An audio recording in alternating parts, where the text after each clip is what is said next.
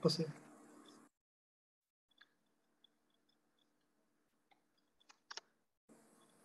Өзім көріп беремін болса, маман өзімді жақыннан көріп беремін. Жоқ, мен көрдім. Презентацияңыз болсын, былай таныстыра беріңіз өзіңіз. Басталды ма? Қош болғансың ғой, Саламатсыздар ма, құрметті әріптестер, құрметті шаруашылықтардың төрағалары, мүшелері. Мақта және бақша ауыл шаруашылық тәжірибе станциясында кезекті вебинар. Вебинар бақша саласындағы күрделі мәселелер бойынша жалғасатын болады. Өздеріңіз білесіздер, вебинарды осы реттік саны бойынша 16-шы вебинар. Осы айдың соңына қарай вебинарларды аяқтаймыз. Басымы осы бақша саласындағы қордаланған мәселелер, бақша саласының селекциясы, тұқымшылығы, агротехнологиясы және өсімдік қорғау бағытында өрбитін болады. Мен өзім таныстырып кетейін. Қостағы мамандық Қамбарұлы, мақта және бақша ауыл шаруашылық тәжірибе станциясының басқарма төрағасының орынбасары, ауыл шаруашылық ғылымдарының кандидаты. Бүгінгі жаңа айтып кеттім, кезекті вебинарды сіздердің рұқсаттарыңызбен бастасақ. Бақша саласында бұл вебинар ауыл шаруашылығы министрлігі, оның ішінде ұлттық ғылыми білім беру орталығы коммерциялық емес акционерлік қоғамының қолдауымен 267-ші бағдарлама аясында білім мен ғылымның қолжетімділігін арттыру, оның ішінде 100-ші бағдарлама ауыл шаруашылық тауар өндірушілер субъектілерінің тегін білімін арттыру 100-ші бағдарлама аясында ұйымдастырылып келе жатыр.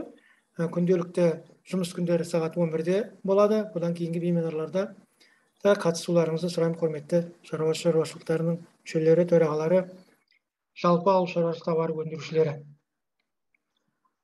Бүгінгі тақырыбымыз бақша саласындағы өсіріп баптауда бақша дақылдарын негізгі кемшіліктер, оларды шешу жолдары. Осы тақырыпта әңгіме қозғайтын боламыз. Вебинардың соңында егер сұрақтарыңыз болса, қоюларыңызға болады.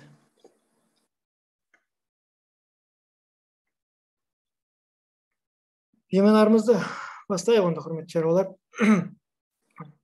Енді жаңа айтып кеттім, бақша саласындағы негізгі кемшіліктер және оларды шешу жолдары туралы әңгіме өрбітетін боламыз.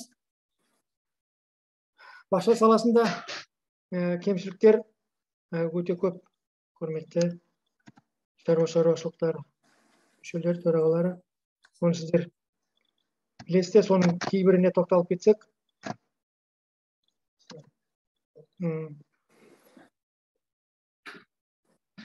Жалпы оңтүстік Қазақстан өзінің топырақ климат жағдайымен бақша саласын дамытуға, оларды өсіріп өндіруге, олардан мол өнім алуға жағдай туындайтын топырақ климат жағдайы бізде туындатқан сондай. Ал енді бізде 2022 жылы Қазақстан бойынша бақша дақылдарының егіс алқабы 100 мың гектар көлемінде болды. Оның 60 мың гектарының астамы осы біздің Түркістан облысын құрап отыр. Оның ішінде Мақтаарал және Жетісай аудандарының ауыл шаруашылығы тауар өндірушілері 1 миллион тоннадан жуық қауын мен қарбыздың жоғары сапалы жемістерін жинап келе жатыр қазіргі таңда. Соның ішінде 60-70% шетелдерге, ал қалған 30-35% ішкі нарықты қамтамасыз етіп отыр бақша дақылдарының. Түркістан облысынан бақша дақылдарының шамамен 500 мың тоннасы көлемінде Ресей, Қырғызстан, Тәжікстан, Белоруссия және басқа мемлекеттерге экспортталып отыр. Жалпы қауынның негізгі өсірілетін аймағы, өзіңіз білесіздер, оңтүстік Қазақстан, Түркістан облысы аймағы болып өсіп. Республикада бақша дақылдарының ішінде үлес салмағы басым бөлігін қауын иеленеді. Оның қауынның 60-80% қауын құрайды бақша дақылдарының ішінде. Осы бізде өсіріліп отқан қауынның ең жақсы сорттарының да қанттың мөлшері 12-14% құрайды. Ал жекелеген жағдайларда ол 18%-ды құрап отырады. Қанттардың ішінде ең көп мөлшері сахароза, содан кейін глюкоза, фруктоза бар ішіне ара. Қауындарда көп мөлшерде емес, енді азырақ мөлшерде В1, В2 және В6 дәрумендері және едәуір көп мөлшерде С дәрумені кездеседі. Еуропалық және шетелдік Америка құрама штаттарындағы қауындардың оның мөлшері, дәрумендердің мөлшері 3, 4, 9-8 миллиграмм процент болса, ал біздің жергілікті жердегі қауындар ол жерде дәрумендердің мөлшері 10-нан бастап 26 миллиграмм процентке дейін мөлшерінде кездеседі. Бұл өте жоғары көрсеткіштер. Бұрынғы кеңес үкіметі ыдырағаннан кейін қауын өсіретін шаруашылықтарда сату мәселесі туындады. Кедендік тосқауылдар, тасымалдағанда ірі көлемдік салықтар төлеу, осының бәрі қауын өндірісіне кедергі болды. Көптеген шаруашылықтар зиянға жұмыс істей бастады. Яғни бұл іспен айналысу тиімсіз болып қалған еді. 2010 жылдан бастап Қазақстан, Ресей және Беларусь мемлекеттері біртұтас кедендік келісімге отырды. Оны сіздер білесіздер. Оңтүстік Қазақстанның жағдайында өсірілген қауындар дәмдік сапасымен және жоғарғы өзінің экологиялық таза өнім болғандықтан сыртқы сұранысқа ие. Қауынның егіс алқаптарын кеңейту, жоғарғы өнімділік және қауынның жаңа сорттарын шығару, бұл бағалы өнімін тек ішкі нарықта қамтамасыз етіп қоймай, жаңағы жоғарғы аталған Қазақстан, Ресей, Беларусь мемлекеттеріне де және басқа да мемлекеттерге экспорттауға мүмкіндік бере бастады. 2005 жылдан бастап біздің мақта және бақша тәжірибе станциясында бюджеттен тыс қаржы көздерінен орташа сорталанған жер асты сулары 1,5-2 метрде деңгейінде жайғасқан суармалы теқалшылықтың топырақ климат жағдайына төзімді қауынның жаңа сорттары шығарыла бастады. Нәтижесінде қауынның береке, содан кейін валет, жиеншар сорттары шығарылды. Мысалы, берекенің өзі, бұл сорт 2010 жылдан бастап мемлекеттік сорт сынақтың алқаптарында сыналып өткен жер асты суы, жаңа айтып кеткендей, 1,5-2 метр деңгейде жайласқан топырақтың орташа тозаңданған жағдайында қауынды өсіріп баптау бойынша алқаптық және вегетациялық тәжірибе жұмыстары үшін суармалы аймақтың топырақ климат жағдайына бейімделген қауынның береке сорты 2011 жылдан бастап мысалы 3 гектар жерге егілді, одан кейін бері қарап көбейтіліп келе жатыр қазіргі таңда. Ары қарай жалғастыратын болсақ, мына вебинарымыздың қауынның қазіргі жағдайы туралы біраз азғана тоқталып кеттік. Вебинарымыздың мақсаты агроөнеркәсіп кешені субъектілеріне және басқа да мүдделі тұлғаларға бақша дақылдарының өнімділігін арттыру бағытында тегін қолжетімді ақпарат кеңес беру қызметін көрсету арқылы дақылдардың бәсекеге қабілеттілігін арттыру. Дәл бүгінгі вебинардың мақсаттары бақша дақылдарын баптаудағы негізгі кемшіліктерді белгілеу. Кейінгі мақсатымыз бақша дақылдарын өсіріп баптаудағы орын алатын кемшіліктерді жоюдың жолдары. Жалпы агроөнеркәсіп кешені субъектілерінің біліктілігін арттыру. Енді кезекте бақша дақылдарында өнімділігінің төмендеуінің негізгі себептері. Қазір одан алдын біз қысқаша ғана ойға келген нәрсе, мынау бақша дақылдарындағы қазіргі жағдай туралы, қандай жағдайлар болып жатыр қауын өсірудегі, осы туралы азғантай қысқаша тоқталып кететін болсам егер. Жалпы қауын егісі экономикалық жағынан маңызды сала болып табылады. Өздеріңіз білесіздер, қауын жемісі өте құнды диетикалық тамақ өнімісі есептеледі. Планетамыздың бір тұрғынының жылына бір бар жоғы 1,5 килограмм ғана қауын жейді екен. Жалпы планетада барлық адамға шағатын болсақ. Жер шарының көптеген тұрғындары қауын жеуге қолы жете бермейді. Мысалы, Германияның, соның кейін Орта Европаның базарларында қауындар аз кездеседі. Сондықтан оларды едәуір мықты және тасымалдауға шыдамды болатын сорттарменен қамтамасыз етілуі тиіс. Әлемде қауын өндірісі шамамен 14 миллион тоннаның орташа өнімділік 15 тоннаның көлемі құрайды. Жалпы өнімділік бойынша Қытай бірінші орынды иеленеді, 2,5 миллион тонна. Иран, Мысыр, Румыния елдерінде 0,5 миллион тоннада қауын өндіріледі. Сонан кейін артынан жаңағы Батыс Еуропа олар экспортталады.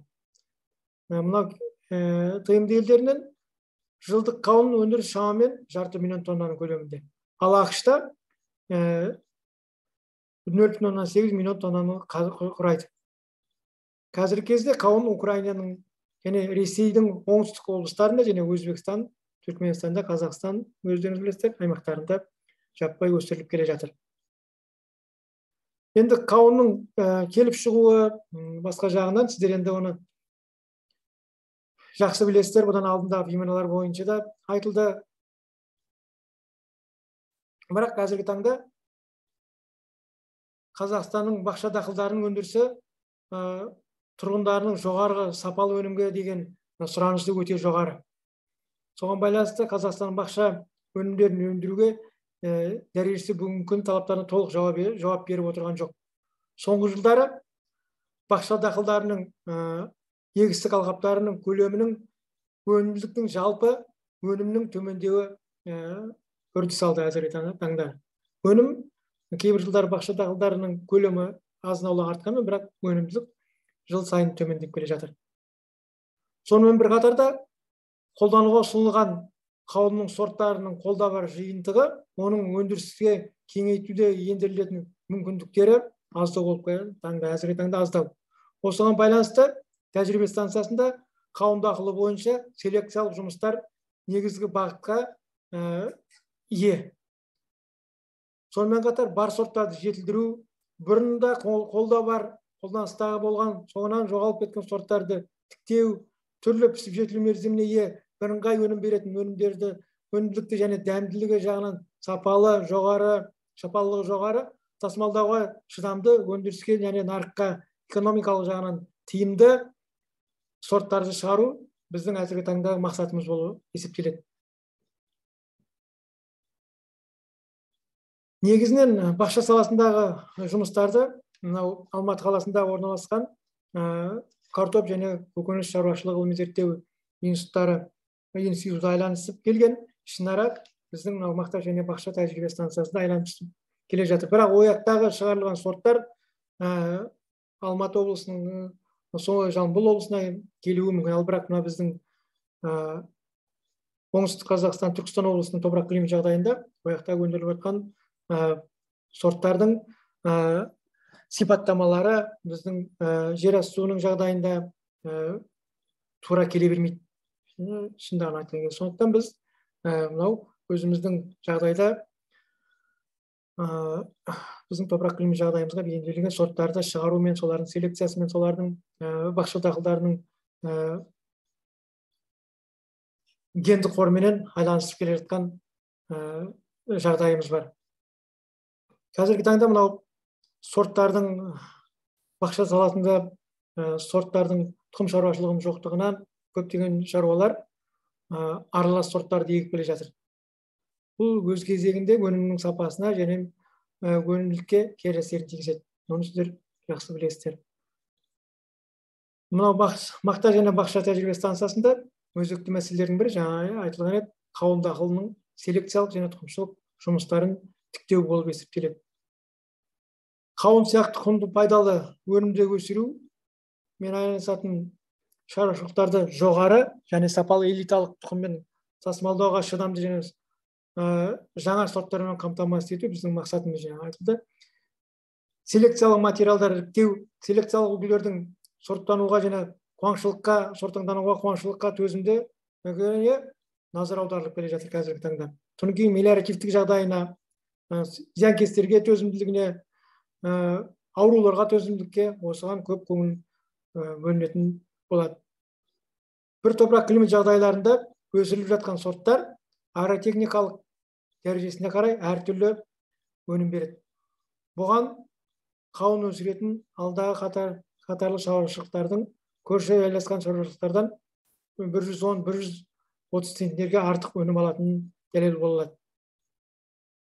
Қауынның өнімділігіне әсер етуші негізгі факторлардың бірі сортаңданған жерлердің мелиорациясы. 1993 жылы өңірде минералданған жер асуларының жер бетінде 2,5-3 метр тереңдікте ұстап тұруға мүмкіндік беретін және топырақтың күшті сортаңдануының алдын алатын 884 тіктерден жұмыс істеп тұрған болатын. Әзір қауын өнімділігі орташа 250-320 центнерді құраған болады сол кездері. Ал қазіргі орташа өнімділік 120-130 центнердің арасында. 1995-1996 жылы тіктенаждардың, скважиналардың барлығы түрлі себептермен жұмыс істемей қалғаны сіздерге белгілі.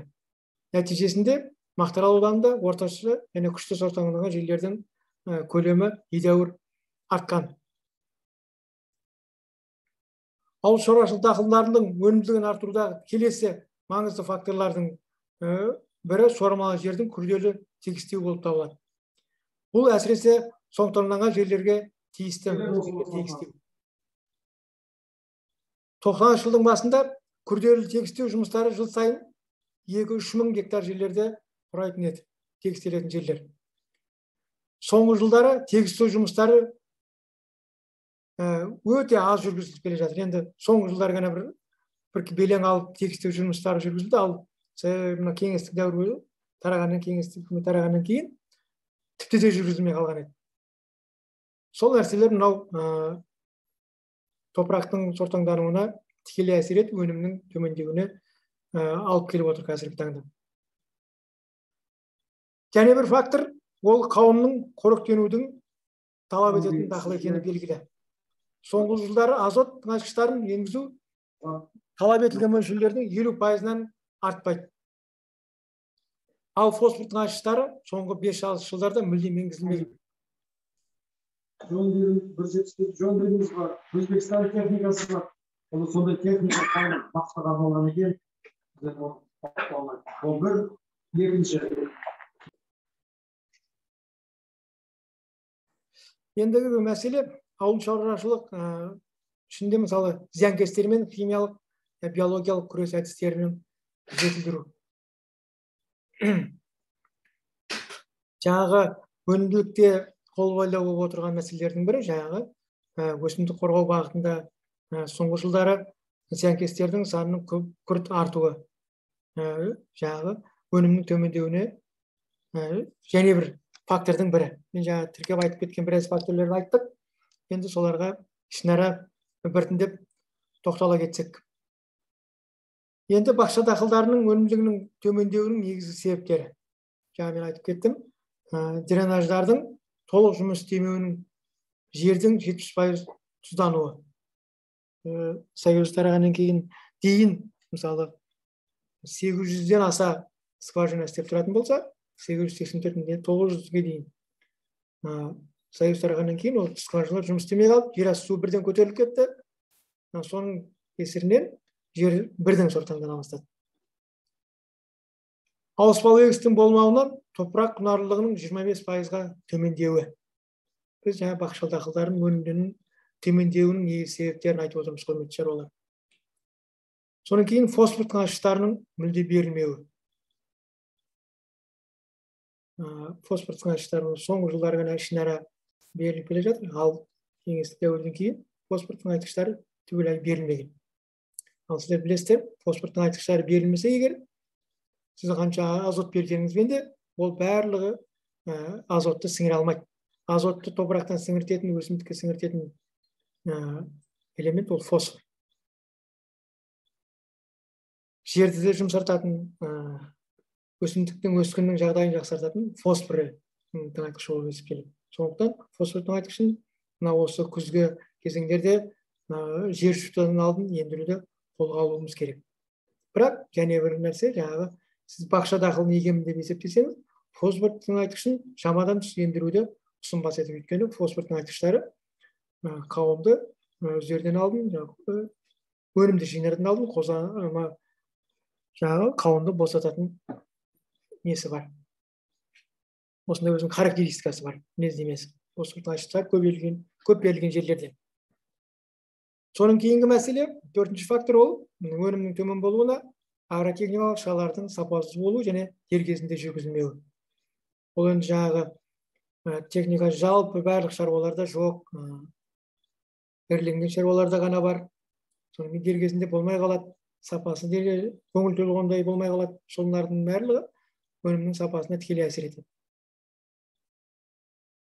Соның кейін суды дұрыс пайдаланбай нәтижесінде өнімнің төмендеуі, жердің тұздануы. Қысты күні сор жаю жұмыстарында суды үнемді пайдаланбаудың өзі, мысалы дерлік көп суменен суғарып жібергеннің өзінде де шамадан судың өзі сорды көтереді. Сондықтан суды дұрыс пайдалану керек. Кейбір жерлер ішпей қалып, судың астында толық қалмай қалған факторлерде жер асты суының менен жердің бетіндегі соды шаюға арналған суымызбен екеуі бірігіп, керісінше жердің сортаңдығын жоғарылатып жібереді. Және бір фактор бақша шаруашылығына арналған техникалардың ескіруі және жетіспеуі. Соның кейін жетінші фактор бұл элиталық және тұқым шаруашылығының жоқтығы. Жоғары сапалы отандық бақша дақылдарының тұқымдарының жетіспеуі. Көршілес Өзбекстанға, басқа мемлекеттерге тәуелді отқан. Өйткені бізде бақша саласында тұқым шаруашылығы жоқтың қасында. Әсіресе біздің мынау Түркістан облысы жағдайында. Бақша саласының тұқыммен айланысып отқан шаруашылықтар жоқ.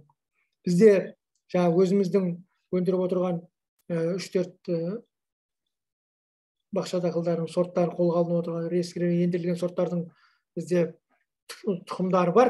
Оларды сатуға шығарамыз. Бізден де алсаңыздар болады осы тұқымдарды, бақша дақылдарының тұқымдарын. Бірақ жалпы мына мақта саласындай болып, жаңағы элиталық және басқа да тұқым шаруашылықтарының бақша саласында жоқ қазіргі таңда. Осының өзі бізге қолбайлау болып отыр. Шаруалар бір-біріне өзара сенім арқылы әртүрлі тұқымдарды алып,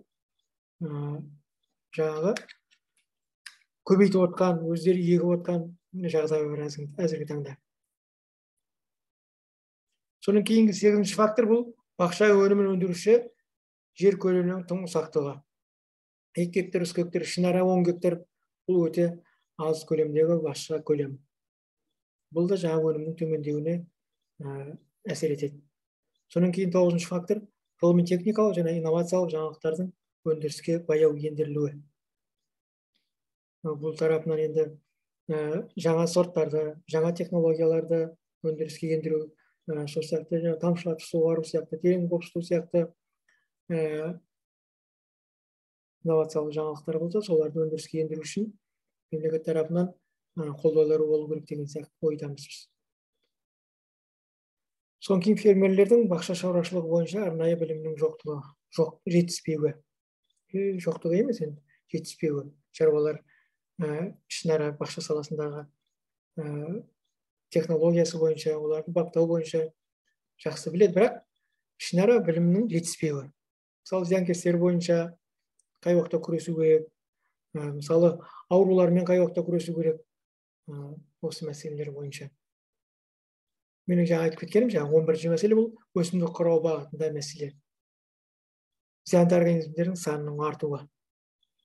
Осының барлығы демек, бізде зиянды организмдер алдын анау айтқан болмады ғой көп. Қазіргі таңда зиянды организмдердің саны өте көп. Алдын біз білмейтін зиянды организмдер қазіргі таңда бақша саласында өте көп.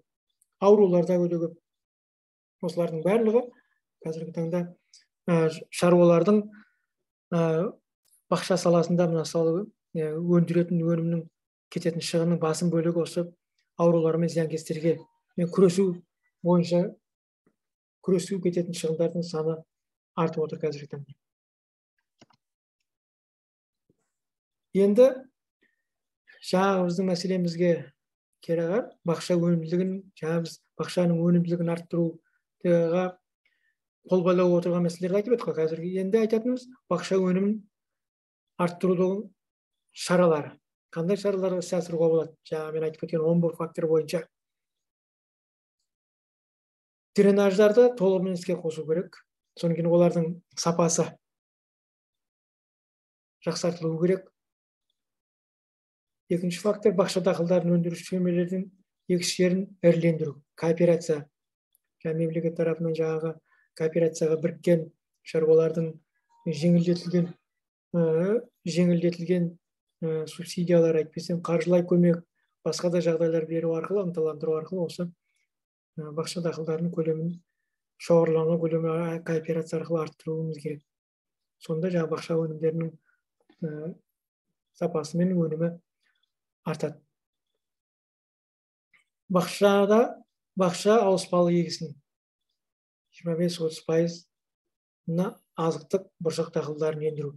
Негізгі құрметті шаруалар, өнімділікті арттыратын бірден бір фактордың бірі ол бақша дақылдарында ауыспалы егісті ұстану.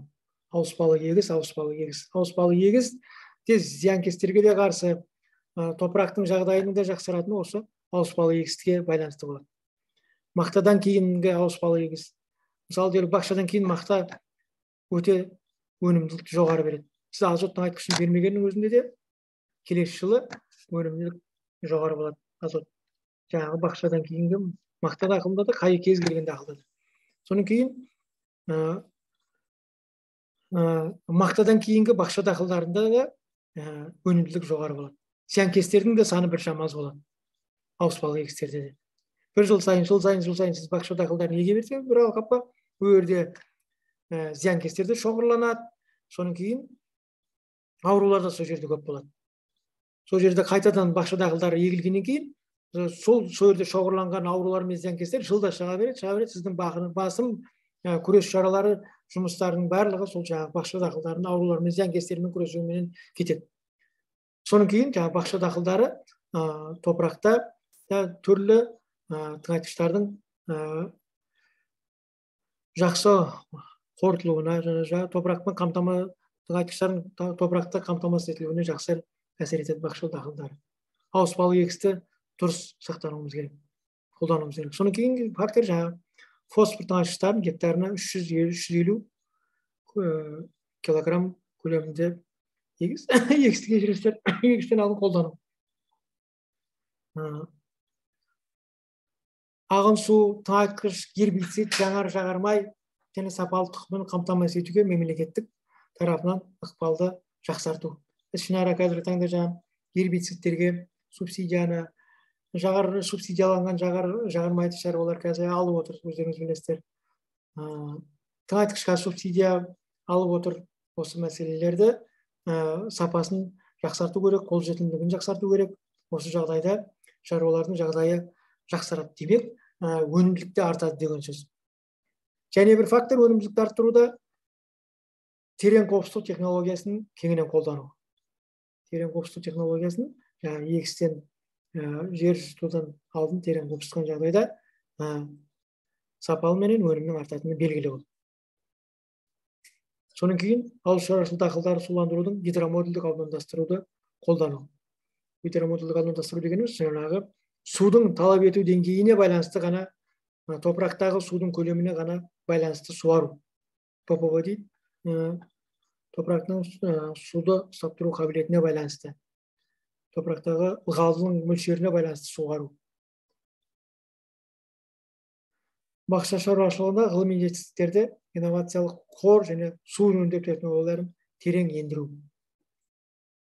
9-шы фактор тұқым шаруашылығын қолдау және технология бойынша жұмыс істеуді бақылап, сапалы тұқымның артуын талап ету. Тұқым шаруашылығында бақша дақылдарын өндіруші фермерлердің білімін көтеру. Біз осы бағытта жаңағы бақша саласында фермерлердің біліктілігін арттыру бағытында жаңағы осы жылдың өзінде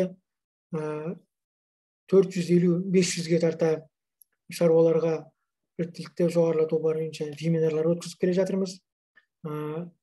Содан кейін жыл сайын осы биылдың өзінде 125 шаруамен осы мақта және бақша тәжірибе станциясында осы жерде кеңестер өткізілді. Ол жерде 125-130-дай шаруалар қатысты. Біліктілік арттыру бағытында осы бақша саласында айтып кеттім, 450 шаруа қатысқан. Семинарлар өткізіп келе жатыр, және де жалғасын табатын болады. Бүгінгі таңның өзінде дәл қазіргі уақытта біздің мынау мақта және бақша тәжірибе станциясында қазіргі таңда біздің сыртта семинар өткізетін жазғы семинар өткізетін алқабымызда қазіргі таңда 150-200 шаруа қатысқан семинар өтіп жатыр қазіргі таңда. Бұл жерде шаруаларға қазіргі таңда мақтаның бағасы қалай болып жатыр, күзгі егін жинау мәселелері қалай болып жатыр, осы мәселені көтерген семинар ұйымдастырылып жатыр қазір. Қазір оған 150-200 шаруа сыртта қатысып отыр қазіргі таңда. Содан кейін өсімдік қорғау бағытында біліктілікті арттыру мақсатында ауыл шаруашылығы тауар өндірушілеріне семинар кеңестер ұйымдастыру айтып кеттім. 450 шаруадай семинарға қатысқан, 130 шаруадай қазір тікелей лекция оқытқанбыз. Олардың тағамын, жолын, ішіп жеуін, жатақ жайын, егер жататын болса, басқа аудандардан келетін болса, бәрін көтерген семинарлар ұйымдастырылған біздің таңда. Қазіргі таңда қазір 150-200 шаруаларды басын жинап, қазір біздер семинар ұйымдастырып жатыр. Күрделі мәселелердің бірі бақша саласындағы бүгінгі таңда мамандандырылған тұқым шаруашылықтарының жоғары білікті мамандардың жоқтығы. Техника мен ауыл шаруашылығы техникасының тапшылығына, әлемдік стандартқа талаптарына сайпалы егіс тұқымына шығарылмауында. Тұқымдардың танаптық өнгіштігі содан кейін 65-70%-тің аспай отыр қазіргі таңда. Бұл шаруаларға тұқым сатып алу үшін себу мөлшерін арттыруға тура келіп отыр. Өйткені тұқымдардың сапасы нашарлау, сондықтан 100% өнім беріп өскін бермейді, сондықтан 65-70% өскін бергеннен кейін тұқымның санын арттыруға тура келеді, сондықтан шаруалардың сапалы тұқымға деген сұранысы жоғары қазіргі таңда. Содан кейін тағы бір күрделі мәселе ол бақша дақылдар алқабының негізгі өңдеу ескі технологиялар бойынша небары 25-30 сантиметрге тереңдетілген жер айдау жүргізіліп отыр ескі технология бойынша. Бұл бақша өнімділігінің артуына кедергі келтіріп, қатты соққы болып отыр. Сол табанның астында плужное подошва дейді, орысша айтқан кезде, сол пердені жою керек, соны терең қосытуды пайдалану арқылы ғана біз жоя аламыз. Сондықтан біз терең қосыту технологиясына өтуіміз керек, құрметті шаруалар. Күрделі жылда 25-30 сантиметрге доңғалақты техникалармен жерді айдай берудің, соқалай беру, ол өнімділік төмендетеді. Сондықтан арасында 1-2 жыл тастап тұрып, терең қосыту технологияласын қолданып, плужный подошваны жыртуымыз керек. Сонда ғана біз өнімді бақша дақылдарынан өнімді арттыратын боламыз, алынатын өнімді. Келесі мәселе, қазір құрметті шаруалар, азғантай уақыттан кейін, 2 минуттан кейін, 3 минуттан кейін, семинар азғантай уақытқа үзіледі, қайтып қосылуларыңызды сұраймын. Енді жерді егіске дайындаудағы негізгі кемшіліктер. Ауыспалы егіс туралы айттық, және де жердің құнарлылығын күрт төмендеуі. Бірінші мәселе ол. Содан кейін жер жыртуды және егіс алды агротехникалық шаралардың сапасыз болуы және дер кезінде жүргізілмеуі. Фосфордың айшықтарының мүлде берілмеуі. Жердің күрделі тегістелмеуі. Техника мен технологиялардың қолжетімсіз болуы.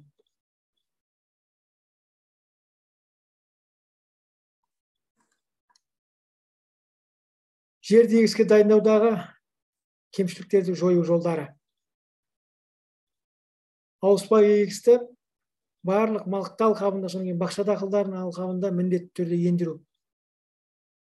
Суармалы жоңышқа бақша дақылдарының отандық сорттарын ендіру. жер жүзуден алдын фосфор тыңайтқыштарын 300-350 килограмм гектарының көлемінде міндетті түрде қолдану. Мақта және бақша өндіруші фермерлердің тұтыну кооперативтерін ұйымдастыру, жаңағы кооперативтерін ұйымдастыру туралы айтылды. Жаңа техникалар және саймандарды сатып алуға қаржылай көмекті арттыру. Жолдар салу, инфрақұрылымды жақсарту. Жерді күрделі тегістеу, әрбір 100 метр сайын 10 сантиметрдік еңіс бойынша жерді күрделі тегістеп отыру керек. Шығын артта кетуі мүмкін, бірақ ол шығын, құрметті шаруалар, сөзсіз қайтып келеді. Өйткені сіз жаңағы суды көп көлемде қолданбайсыз, содан кейін балды да азырақ аласыз. Жер көп су қолданылғаннан кейін кейбір жерлер келмей жатып қалады.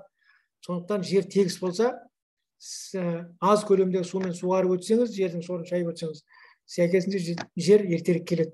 Ертерек егуге жағдай туындайды. Сондықтан жерді тегістеуіміз керек, сөзсіз, құрметті шаруалар. Жер тегістеу, лазермен тегістеу, осы іс-шараны жүргізіп отыруымыз тиіс. Оның шығынына қарамастан. Мысалы, кейбір жылдар жаңағы жер тегістеуге жағдай болмай қалуы мүмкін, алқаптың жаңағы ауа райға байланысты, жаңбырлы келуіне байланысты. Ішінара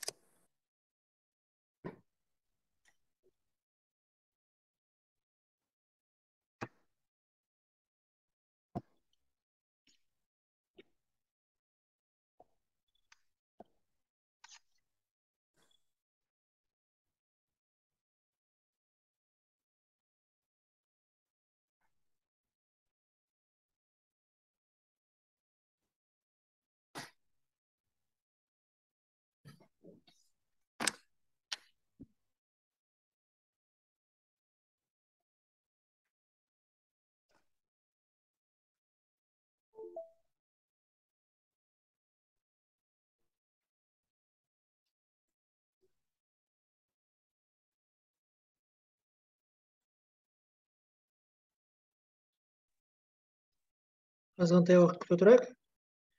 Шаруалар біршама қосылсын. Содан кейін вебинарымызды жалғастыратын боламыз.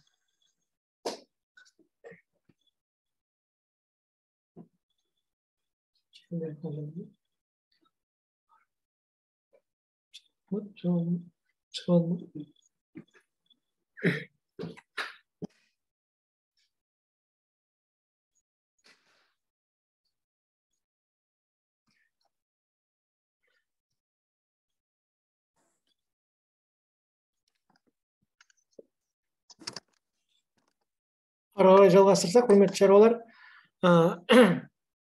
кезекті мәселе ол қолы байлау отырған тұқым шаруашылығындағы мәселелер. Тұқым шаруашылығындағы өнімділікті төмендетіп отырған деп жаңа айтылды ғой. Осыны шешу жолдары бойынша тұқым шаруашылығын дамымаған туралы жаңа айтылды. Бақша дақылдарының сапалы тұқымдарын өндіру бойынша аттестациядан өткен тұқымшылық субъектілерінің санын арттыру үшін мемлекеттік қолдау қажет. Оны біз енді шет жағын айтып жүрміз,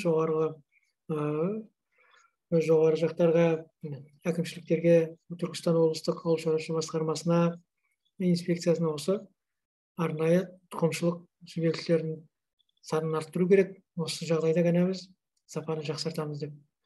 Тұтынысқалық элиталық және бірінші, екінші элиталық тұқымдарды өндіру үшін ғылыми зерттеу мекемесінде жоғары білікті мамандарды дайындау.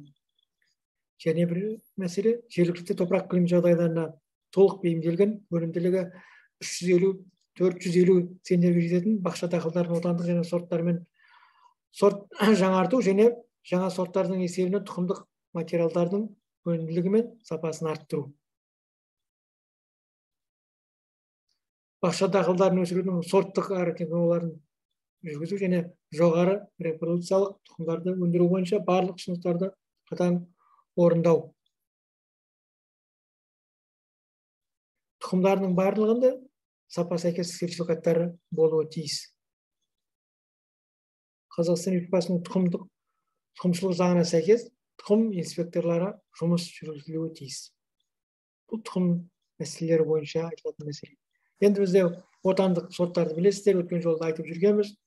Мысалы, қауынның 3-4 сорты, олар қарақай, балет, южанка, жемшар сорттары бар. Қарбыздың достық 10 және күздік сорттары бізде бар, жаңа патенті бізде патенттелінген. Негізі шаруалардың қазіргі таңда қолжетімді ол егіс, тікелей егіс. Өзінің артықшылықтары да бар, кемшіліктері де бар. Негізінен артықшылықтары шығынды аздау кетеді. Кемшіліктері де бар, бағаға, төменгі бағаға ілініп қалатын жағдайы бар. Негізгі айтылатын нәрсе топырақтың ылғалына кетіп қалмау керек, ылғалдан айырылып қалмауымыз керек. Ең басты нәрселердің бірі ылғалды дұрыстап сақтап қалуымыз керек. Мәселесі тұқым орналасқан қабатта. Осы бағытқа көңіл бөлуіміз керек. Егу мерзімдері бойынша. Егу мерзімі тікелей еккен кезде қай уақытта болса да енді топырақтың тұқым орналасатын қабатындағы температура 14 градусты құрау керек. Осы кезеңдерде егілген жағдайда топырақтың бақша дақылдарының өскін алуы да жақсарады. Егер біз топырақ 14 градустан төменгі жағдайда егетін болсақ, ондай болса түп санының азайып қалуына, өскіннің біркелкі болмауына ұшырауымыз мүмкін. Сондықтан топырақтың тұқым орналасатын қабатының топырақ температурасы 14 градусты құраған кезде егуіміз керек. Осы нәрсені ескеруіміз керек. Құрметті шаруалар. Енді үлбір арқылы ендірілген кезде бұл бөлікшелеу болады. Егу кестесі бойынша. Егу кестесін таңдау кезінде ескерілетін жағдайлар олар: өсіру әдісі, тікелей егу ме немесе көшет арқылы егіс па, суару или суарма егесіз бе, осыны ескеруіміз керек егу кестесі кезінде. Бақша дақылдарының түрлері: ерте пісетін бе, кеш пісетін бе, содан кейін жемістің қажетті салмағы.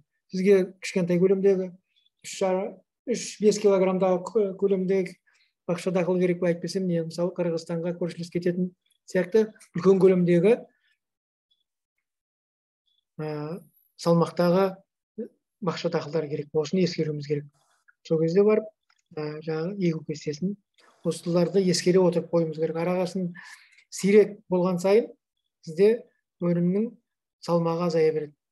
3 килограмм, 5 килограмм, ал жиі болатын болса, сәйкесінше өнімнің көлемі артады, салмағы артады. Әр өнімнің көлемінде, әр қауынның. Бұл кезде мысалы көршілес Қырғызстанға өткізуімізге болады. Осыны жоспарлап бар, мен болашақта үлкен көлемде Қырғызстанның базарына жоспарлап отырмын дейтін болсаңыз, сиретесіз. Егер сіз мынау Ресейге, Беларусияға жоспарлап отырмын, өткіземін дейтін болсаңыз, онда болатын болса, сіз сиректеу болып, керісінше жаңағы кіші көлемдегі, орта көлемдегі бақша дақылдарын алатындай қылып, егіс кестесін жоспарлайтын боласыз. Бақша дақылдардың егу кестесі және өскіндердің орналасу жиілігі бойынша, мысалы сіз пұштаның арасы 2-10 сантиметр болатын болса, сіз өскін мен өскіннің арасы 50 сантиметр болатын болса, демек бұл кезде сіз көбінесе мынау Ресейге, Беларусияға жоспарлап өткіземін деп жоспарлап отқан қауындардың осындай болады. Мысалы, бұл кезде гектарында 9,5 мыңдай көшет отырғызылатын болады. Егер сіз арасында 1 метр қылып, көшет пен көшеттің арасын 1 метр етіп, сәйкесінше пұштаның арасы 2-10 сантиметр болатын болса, сіз мысалы делік, бұл кезде 4700-дей көшет орналасатын болады, тұтсан болатын болады. 1 гектар алқапта бақша дақылдарынан. Демек, бұл жерде 4700-дей көшет отырғызылатын болады, тұратын болады. Демек, сіз ол кезде көршілес Қырғызстан мемлекетіне, әйтпесем ішкі нарыққа жоспарлаған дақылда осындай тұстан орналасатын болады. Ендігі мәселе көшеттік әдіс технологиясының негізгі артықшылықтары мен кемшіліктері. Енді далалық алқапта тікелей егісте егетін болсаңыз, ендігі бір әдіс сол жаңағы көшеттік әдіс. Көшеттік әдістің негізгі артықшылықтары ол тікелей егіспен салыстырғанда өнім 1-2 аптаға ерте алынады. Мысалы, жүзделік 20 күнге дерлік. Содан кейін және бір артықшылығы көшет отырғыздың бірдей төмен тереңдіктегі деңгейі өсімдіктердің біркелкі дамуына және пісіп жетілуіне ықпал етеді. Бұл артықшылық. Және бір артықшылығы бақша дақылдарын тұқымсыз көшет арқылы егуде өсірудің жалғыз экономикалық жағынан тиімді мүмкіндігі. Мысалы, сіз көшеттік әдіспен еккен кезіңізде ертерек егіп өсіріп шығасыз сәйкесінше, және сәйкесінше жақсы бағаға ілінесіз. Ілінуіңіз мүмкін. Сондықтан жалғыз экономикалық жағынан тиімді мүмкіншілік бұл көшеттік әдістің артықшылығы. Енді көшеттік әдістемелердің негізгі кемшіліктері: жоғарғы шығын. Ол бірден шаруалардың барлығы бірдей көшеттік әдісті еге алмайды. Оның орнында жері, топырағы, жері, оның жағдайы, жаңағы экономикалық жағдай көшеттік әдісті егуге жағдай бере бермейді. Енді ауа райының қолайсыздығына байланысты көшетті отырғызбай, ұзақ уақытта отырғызбай, көшетті дайындаған жерде отырғыза алмайсыз, қолыңызды ұстап тұра алмайсыз. Оны мерзім келгеннен кейін алқапқа алып шығуға тура келеді. Ол кезде сізді жаңбырлы болып, ауа райы жағдайы қолайсыз болып көшетте отырғыза алмай қалсаңыз, бұл да үлкен шығынға алып келеді. Бұл енді кемшілік. Тасымалдау және қайта отырғызу кезінде нәзік өскіндердің тез зақымдануы. Бұл да шығынға алып келеді. Бұл да кемшілік. Көшеттің тамыр жүйесі тікелей егілген егістіктегі өсімдікке қарағанда әлсіз. Сондықтан суаруды талап етеді. Бұл кезде судың болуы, болмауы да екіталай. Енді жоспарлап отырса сол әрине. Сол кезде бұл да енді кемшілікке жатады. Сапалы көшет алу үшін көшетпен егісу әдісінде ескерілетін жағдайлар: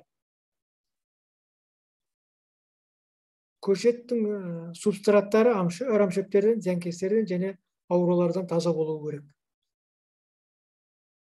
Қолайлы дұрыс температура мен ылғалдылықты бақылап отыруымыз тиіс. Қарқынды және сапалы жарықтандыруды қамтамасыз ету керек. Көшеттермен отырғызған кезімізде. Көшетті жылыжайларда туралы айтып тұрмыз, құрметті шаруалар. Көшеттерді ашып, топыраққа отырғызудың алдын температуралық және сулық шыңдау жүргізу керек. Жаңағы арнайы жылыжайда көшетті дайындаған кезде енді температураны көшетті сыртқа далалы алқапқа отырғызатын кезде температураны күрт түсіріп, күрт жоғарылатып, ылғалдылықты да күрт жоғарылатып, күрт төмендетіп, сөйтіп шыңдап барып алқапқа, далалы алқапқа отырғызсаңыздар, далалы алқапта оның приживаемость дейді ғой, көшеттің ары қарай алып кетуі, бейімделуі артады. Мен осы туралы айтып отырмыз қазір. Көшетті өсіру. Жаңа айтып кеттім, көшетті өсіру бірінші жемістердің 10-20 күн бұрын алуға жағдай жасайды. Сондай-ақ бұл әдіс көгеріп шығулардың зақымдануын болдырмауға мүмкіндік береді. Көшеттің жасы 24-25 күнден аспау керек. Жаңа айтып кеткен, көшеттік жылыжайларда көп ұстап тұра алмайсыз. Оны арнайы ыдыстарда уақытша үлбірлер, жабындар, агроталшықтар пайдалану арқылы немесе жабын астында өсіріледі. Отырғызудың 3/2 бөлігі топырақтың қосындысымен толтырылған арнайы ыдыстарда 1 см тереңдікте отырғызылады. Өсіру кезеңінде 25-30 градус Цельсийда температурасында ұстап тұру керек.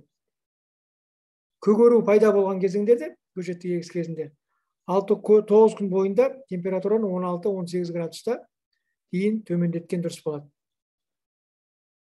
Өсімдіктің өсу мерзімінде күндіз температура 20-25 градус Цельсийда, ал түнде 16-18 градус Цельсий болу керек.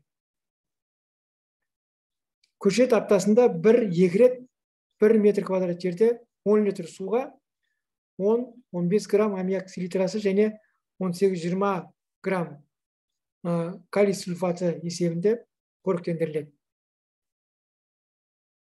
Ауыстырып отыру алдында шамамен 10-12 күн бұрын көшетті алдымен жылыжайда 1-2 саатта, кішкентай жылыжайларда 5-6 саатқа ашып қойып, шыңдалу керек. Көшетті ауыстырып отырғызудан алдын жылыжайда тәулік бойында ашық қалдырып, шыңдап, далалы алқапқа көшірілуі тиіс. Енді көшетті отырғызылғаннан кейін негізгі іс-шаралар, атқарылатын іс-шаралар жаңағы дер кезінде жүргізілу керек.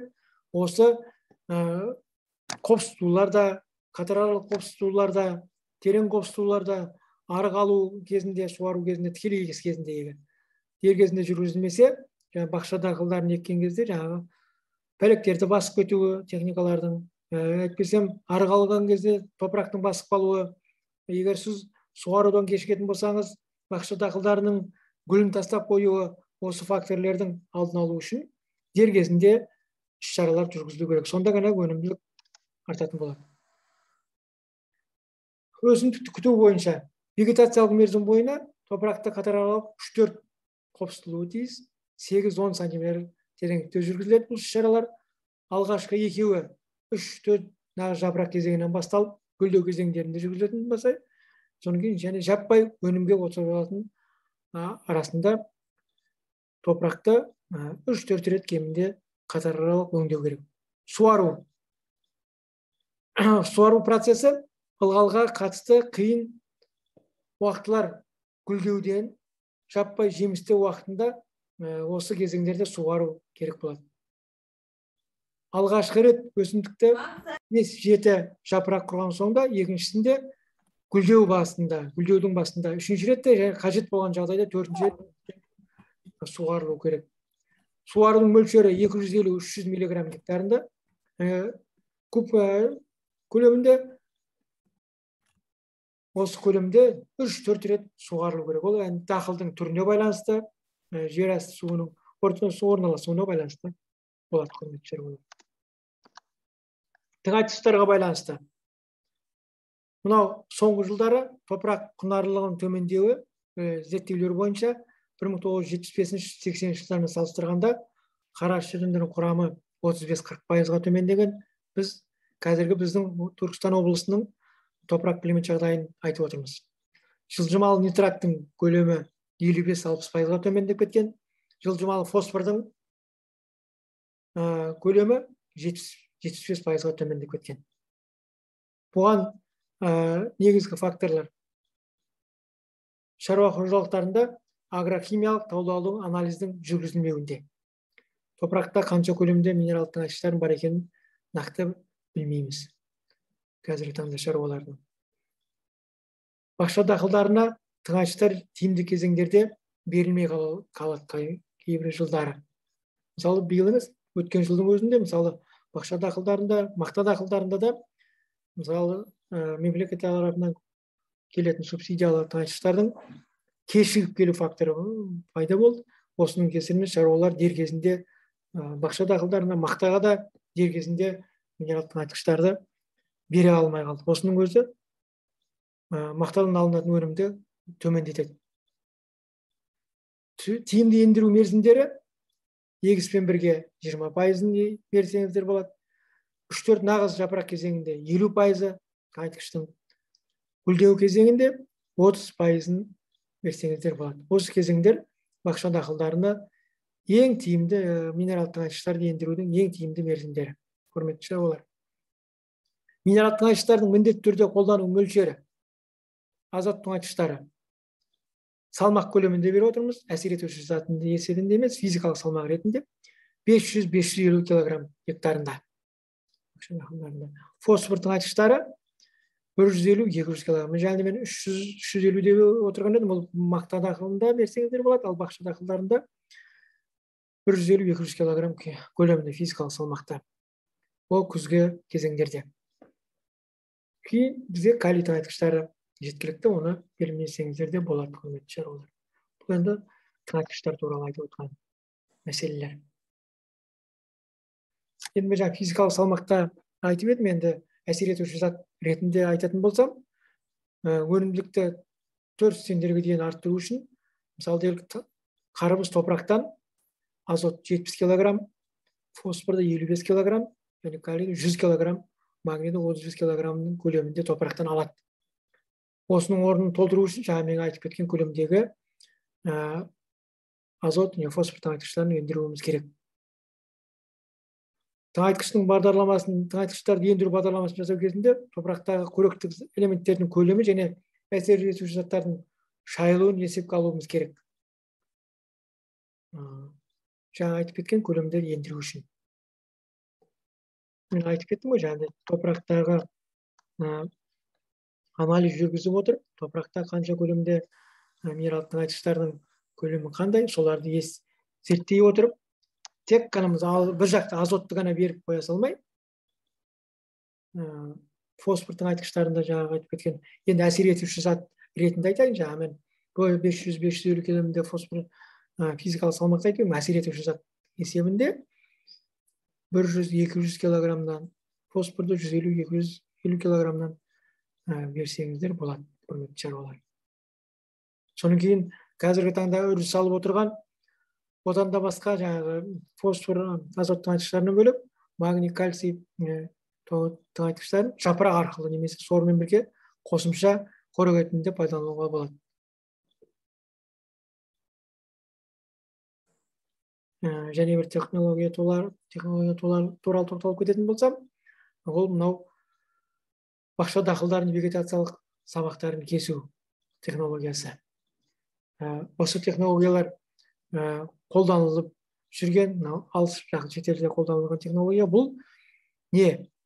Бұл дегеніміз, мысалы қарбызды жинап алғаннан кейін, мынау кемердің жағасында, дарияның жағасында жерлерде қарбызды пленка арқылы, үлбір арқылы егіп, көшет арқылы егіп, ерте жинап алған кезеңдерде, егер сіз сол қарбыздың пәлегін жинап алсаңыз, алқапта сөйтіп қарбыздың өзі тұр, арығы тұр ол кездерде. Сол кезде сіз қарбыздың өсу нүктелерін тамырдан кейін 3-4 сантиметр сабағын қырқып, қайтадан минералдық тыңайтқыштар беріп, қайтадан суарсаңыз, сіз сол қарбыздың өскіндерін тамырын пайдаланып отырып, қайтадан қарбыздан өскін алуыңызға болады. Өнімділікті жоғарылатады, 48% дейін. Мысалы, алқапта тырмалау, түйірілдеу, егу, 3 рет қатаралы өңдеу аракеңіз шаралары болмауының салдарынан экономикалық шығын 40%-ға қысқарады. Мен бір алқапта 2 рет өнім алу туралы айтып тұрмын қазір. Қарбызда мысалы делік. Қауында да істеуге болады. Экологиялық таза өнімді алуға жағдай жасайды. Бірақ бұл алқаптарда, бір қарбыздың өзінен 2 рет өнім алатын алқаптарда зиянкестердің саны күрт артады. Өйткені өрді алдыңғы дақылдың, алдыңғы қауынның, дақыл болған қауынның өзі ғой жүрді. Қарбыздың өзі сол жердегі жапырақтардың да, қалдықтарында қалған зиянкестердің пенен күресуге тура келеді. Өйткені алдыңғы зиянкестердің саны өрде өте көп болады. Алдыңғы алынған өнімнен қалған зиянкестер. Сондықтан өрде зиянкестермен күрес шаралары бойынша шығындар біршама артуы мүмкін. Зиянкестер бойынша, зиянкестермен күрес шаралары бойынша негізі өсімдіктерді қорғаудың кешенді жүйесі бар. Шаралар, олар ескерту, профилактикалық деп аталады шаралар, оларға өсімдік карантині жатады. Соның кейін ұйымдастырылу шаралары. Өсімдік карантиніне сыртқы және ішкі карантиндер. Сыртқы ішкі карантин болып есептелетін, мысалы қазіргі таңда түрлі аурулар бар, соның зиянкестердің ішінде мынау біздің қауын шыбыны. Алтын сыртқы карантин болған, қазір енді ішкі карантиндік объект. Олардың алқаптан алқаптарға көп тарамауын қолға алу керек.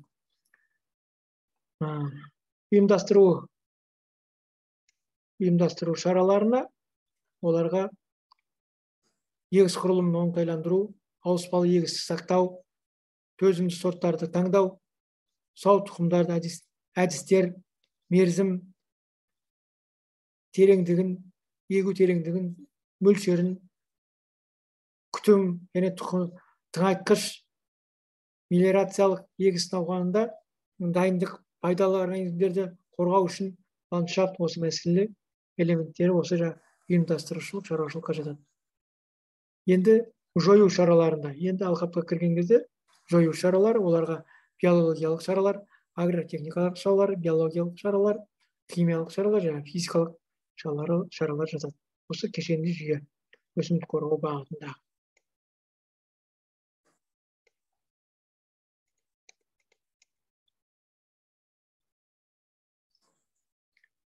Агротехник шаралар туралы болашақта да айтатын боламыз. Механикалық шабу, тырмалау, жырту, баптау технологиялары, химиялық шараларға жаңа дәрілегіштер, тұқым дәрілегіштер, фунгицидтер, инсектерді пайдалану, акицидтерді пайдалану, арамшөптерге қарсы гербицидтерді пайдалану жатады.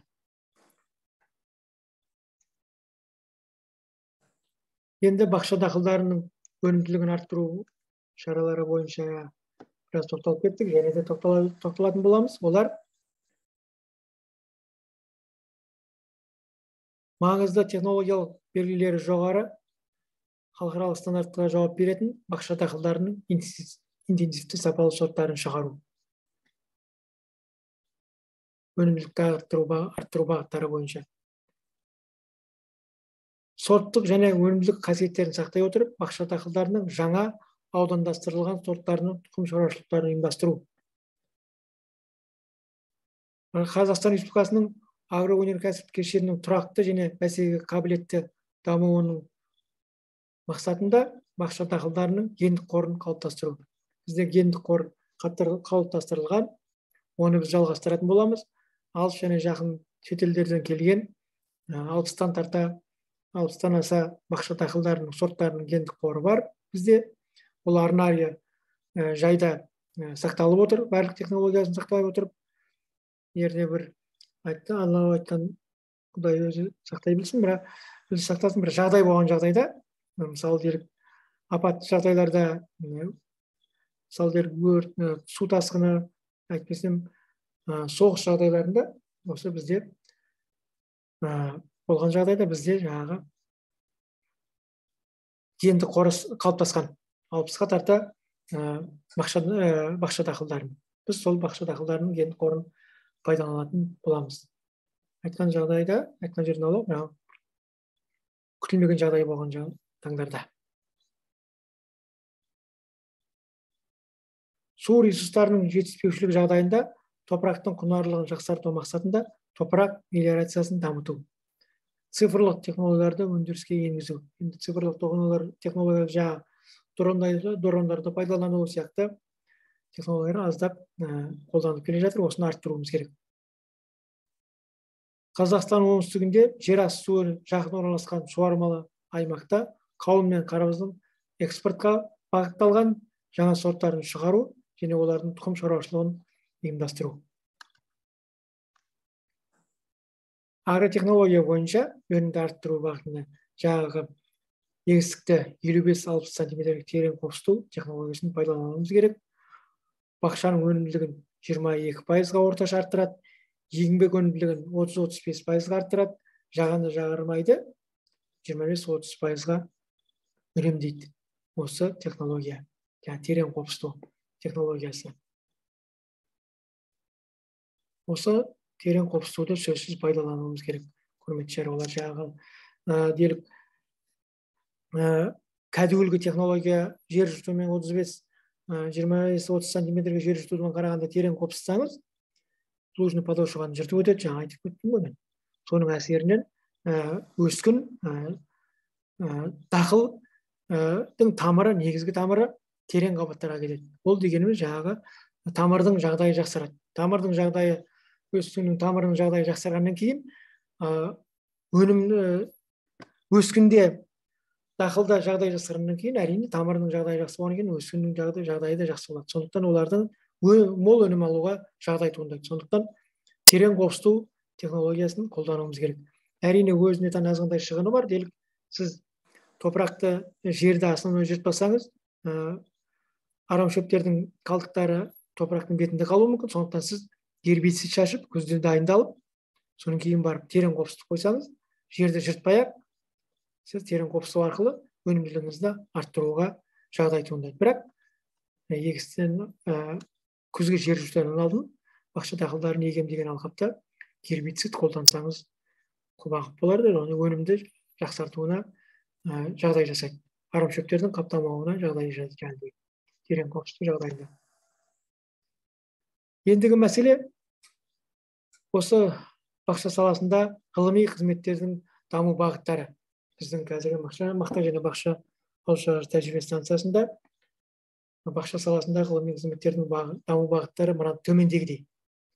Маңызды технологиялық белгілері жоғары халықаралық стандарттарға жауап беретін бақша дақылдарының сорттарын шығару.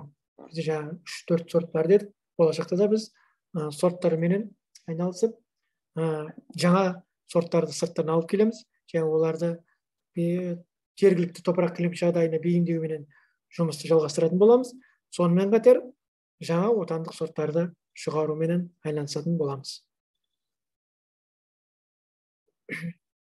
Сорттық және өнімділік қасиеттерін сақтай отырып, бақша дақылдарының жаңа аудандастырылған сорттарының тұқым шаруашылықтарын ұйымдастыру. Қазақстан Республикасының агроөнеркәсіп кешенін тұрақты және бәсекеге қабілетті даму мақсатында бақша дақылдарын гендік қорын жаңа айтып кеттім, ұйымдастыратын боламыз. Су ресурстарының жетіспеушілігі жағдайында топырақты құнарлылығын жасау мақсатында топырақ мелиорациясын дамыту. Цифрлық деген айттық. Көпжылдық шөптерді жаңа отандық бәсекеге қабілетті сорттарында шығаратын боламыз болашақта.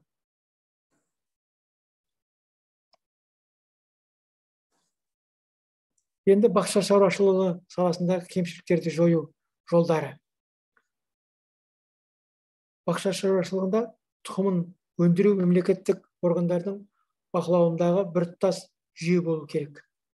Мемлекет тарапынан азын-аулақ жаңағы жүйелі түрде қолдау керек бақша саласында. Инновациялық технологиялар және бақша дақылдарының бәсекеге қабілетті сорттарын енгізу арқылы бақша өнімділігін арттыру. Бақша шаруашылығын әртараптандыру. Ғылыми негізделген мақта ауыспалы егістерін енгізу мақсатында 2022 жылдан 2025 жылға дейін мақта егістігінің көлемін 126 мыңнан бүгінгі таңдағы мақта егістігінің көлемінен 90 мың гектарға дейін қысқарту. Мақта саласын қысқартып, бақша саласын жоғарылату. 2022-2025 жылдар аралығында қауын мен қарбыздың экспортын 60 мың тоннадан 80 мың тоннаға дейін ұлғайту. Суармалы жерлердің тиімділігін арттыру үшін жылына 2-3 өнім беретін технология енді осы орта орам жапырақ, ерте орам жапырақтар менен мақта, ерте орам жапырақ, тәтті бұрыш, кеш орам жапырақтар арқылы егу арқылы 2 өнім алу. Бақша дақылдарының селекциялық тұқым шаруашылықтарының өрежін арттыру. Сорттарды экономикалық құнды көрсеткіштері бойынша өнімділігі жоғары және зиянкестер мен ауруларға кешеніне төзімді сорттарға жүйелі түрде ауыстыру.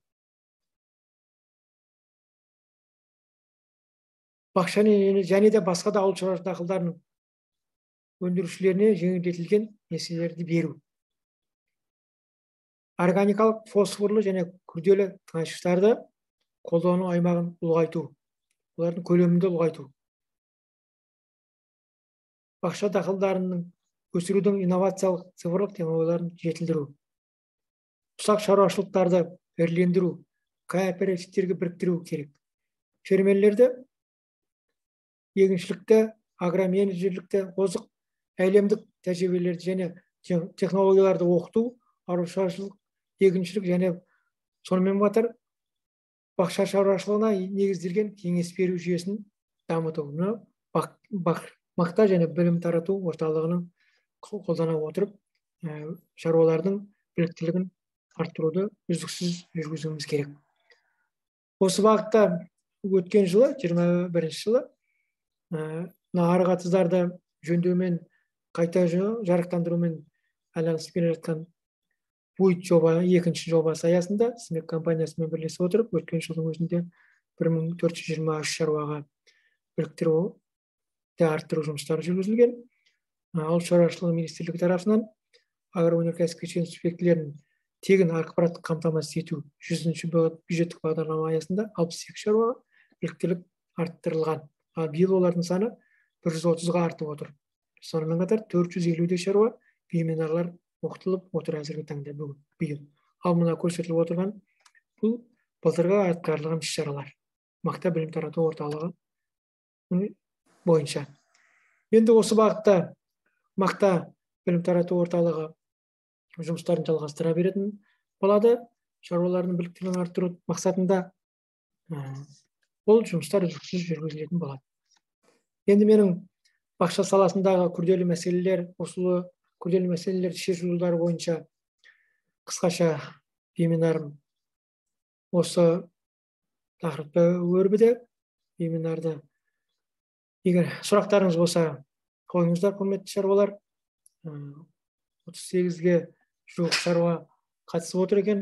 Қазіргі таңда 38-39 семинарлар жалғасын табатын болады. Осы бағыттағы келесі аптада семинар жалғасын табады. Құрметті шаруалар, қатысыңыздар. Егер сұрақтарыңыз болса, қойыңыздар. Мен сұрақ беруге дайынмын әр уақытта. Уақыттарыңызды бөліп, көпшілік болып семинарға қатысып уақыттарыңызды бөлгендеріңізге көптен көп рахмет. Осы бүгін айтылған нәрседен азғантай да болса бір нәрселер есте қалып, солды бағытта жұмыс жүргізіп, соның сіздер пайдасын көре білсеңіздер, біз шексіз қуанышта боларық, құрметті шаруалар. Сұрақтарыңыз болса, айтыңыздар.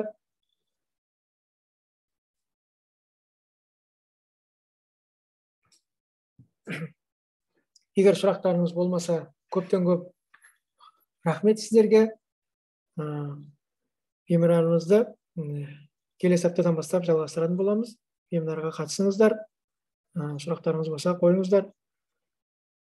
Өнімдеріңізге табыс тілеймін. Құрметті шаруашылықтар, жақсы күндерге жолыққанша рахмет. Сау болыңыздар.